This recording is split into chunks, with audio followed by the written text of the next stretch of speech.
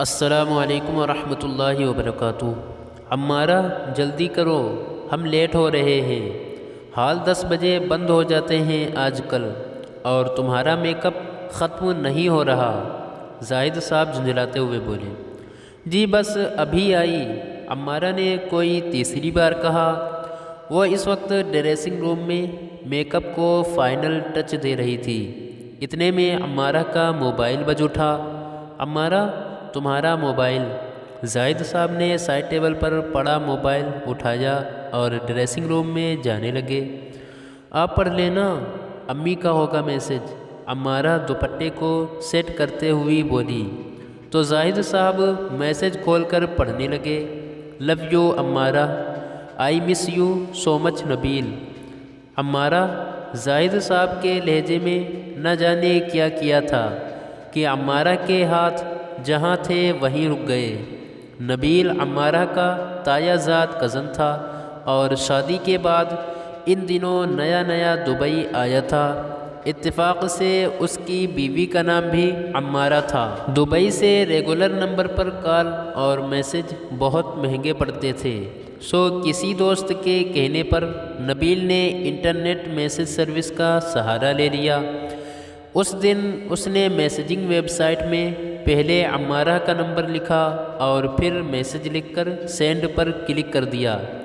بعد میں نمبر دوبارہ چیک کیا تو پتہ لگا وہ اپنی بیوی عمارہ کی بجائے اپنی شادی شدہ کزن عمارہ کو سینڈ کر چکا ہے۔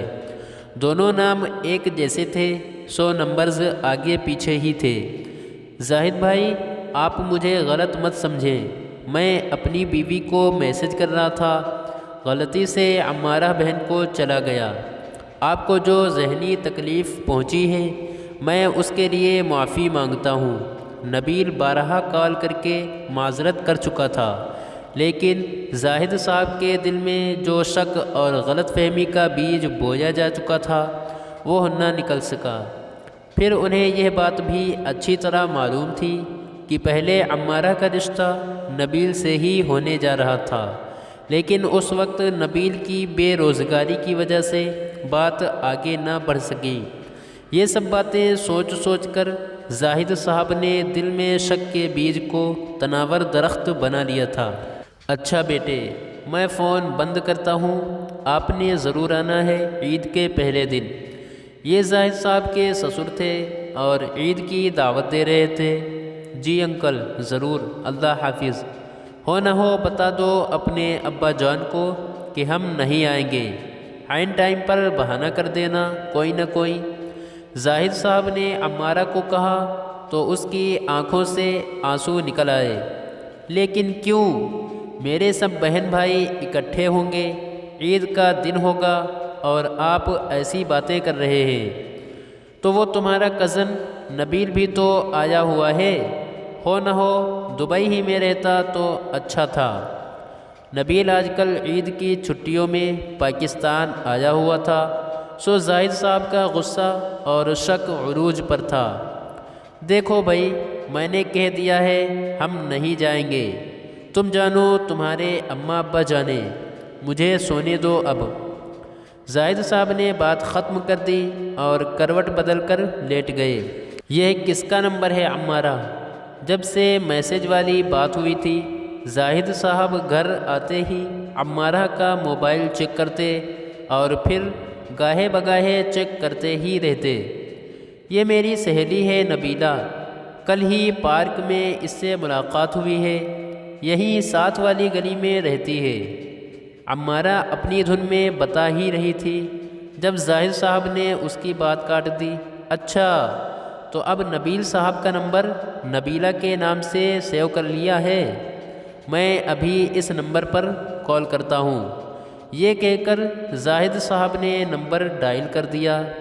تھوڑی دیر بعد ایک زنانہ آواز ابھری، ہیلو عمارہ، کیسی ہو؟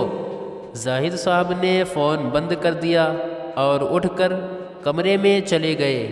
عمارہ کی بے بسی کی انتہا نہ رہی، وہ بھی پیچھے پیچھے چلی آئی اور کہنے لگی، زاہد، میں آپ کو کیسے یقین دلاؤں، نبیل میرے بھائیوں جیسا ہے، میری خالہ زاد بہن کا شوہر ہے وہ۔ پھر وہ کتنی بار بتا چکا ہے کہ غلطی سے میسج کر بیٹھا تھا۔ عمارہ بیگم، بس اب میرا منہ مت کھلواؤ، ہو نہ ہو اسی سے شادی کر لیتی، میری زندگی برباد کرنے کی کیا ضرورت تھی؟ زاہد صاحب تیز لہجے میں کہتے چلے گئے۔ میرے اللہ، کتنا گھٹیا الزام لگاتے ہیں مجھ پر، ذرا بھی خیال نہیں آتا میں نے آج تک دل میں کسی غیر محرم کی محبت نہیں ڈالی، کیسے یقین دلاؤں ان کو اپنی پاک دامنی کا؟ یا اللہ، میری یہ آزمائش کب ختم ہوگی؟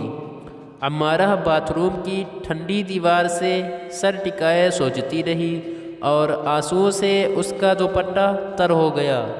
وقت گزرتا رہا، 3 پھول جیسے بچے بھی گھر کی رونق بن گئے، لیکن گزرتے ماہوں سال بھی زاہد صاحب کے دل سے شک کے داغ نہ مٹا سکے۔ کوئی فنکشن ہوتا یا فوتگی، جہاں بھی نبیل کی آمد کی خبر ملتی یا ہلکی سی توقع بھی ہوتی تو زاہد صاحب نہ خود جاتے نہ عمارہ کو جانے دیتے۔ یہ تو شکر تھا کہ نبیل زیادہ تر جاب کے سلسلے میں دبئی ہوتا تھا، اس لیے کام چل جاتا تھا، لیکن زاہد صاحب کی اس شکی طبیعت کی وجہ سے عمارہ کے اندر کی کیا حالت تھی یہ وہی جانتی تھی۔ کاش میں پھر سے چھوٹی سی بچی ہو جاؤں، نہ کوئی غم نہ دکھ۔ عمارہ نے اپنے تینوں بچوں کو پارک میں کھیلتے دیکھا اور سوچنے لگی۔ زاہد صاحب کے شک کی وجہ سے وہ اندر سے بے انتہا دکھی رہتی تھی، پتہ نہیں کب ان کا شک دور ہوگا۔ نبیل بھائی اتنی بار معذرت کر چکے ہیں، لیکن ان کا شک ہی رہے گا۔ آہ، کوئی یقین کر سکتا ہے کہ عمارہ پر، 3 بچوں کی ماں پر اس کا شوہر شک کرتا ہے؟ آہ، کب یقین آئے گا زاہد کو میری پاک دامنی کا؟ شکر ہے امی ابو کو نہیں معلوم، ورنہ وہ جیتے جی مر جاتے، لیکن کیا میں زندہ ہوں؟ پتہ نہیں۔ آہ، اللہ ہی میرا ساتھی و نگہبان ہے۔ میں ترجمہ کے ساتھ قرآن اور تفسیر پڑھاتی ہوں، آپ بھی کسی دن ضرور آئیں۔ سامنے والے گھر میں نئے کرایہ دار آئے تھے، آج وہی خاتون عمارہ سے ملنے آئیں تو جاتے جاتے کہہ گئیں، اے ایمان والو، صبر اور نماز سے مدد لو، بے شک اللہ صبر کرنے والوں کے ساتھ ہے۔ اس دن قرآن والی باجی سے ترجمہ پڑھتے پڑھتے جب یہ آیت نظر سے گزری تو عمارہ ٹھٹک گئی، اسے لگا یہ اسی کو کہا گیا ہے۔ فرض نماز تو وہ پابندی سے پڑھتی تھی، لیکن اپنے دکھ اور غم کا علاج نماز میں اسے پہلی بار نظر آیا تھا۔ گھر آ کر عمارہ نے سارے کاموں سے فارغ ہو کر جائے نماز بچھائی اور نیت باندھ لی، تب نہ جانے کتنے عرصے کی گھٹن آنسوؤں میں نکلنے لگی۔ نماز پڑھ کر ہٹی تو عمارہ کو کافی سکون ملا۔ آج محسوس ہو رہا تھا جیسے وہ اپنے غم میں اکیلی نہیں رہی، اللہ تعالیٰ نے اس کے سارے دکھ شیئر کر لیے ہیں۔ اے وہ لوگوں جو ایمان لائے، بہت سے گمان سے بچو، کیونکہ بعض گمان گناہ ہیں۔ جس نے کسی کے بارے میں ایسی بات کہی، تہمت لگائی جو اس میں حقیقت میں تھی ہی نہیں، تو اللہ اسے تہمت لگانے والوں کو دوزخ کی پیپ میں ڈالے گا، یہاں تک کہ اگر وہ اپنی اس حرکت سے باز آ جائے، یعنی توبہ کر لے۔ مزید اچھی ویڈیوز کے لیے لائک، شیئر، کمنٹ اور سبسکرائب ضرور کریں۔ شکریہ۔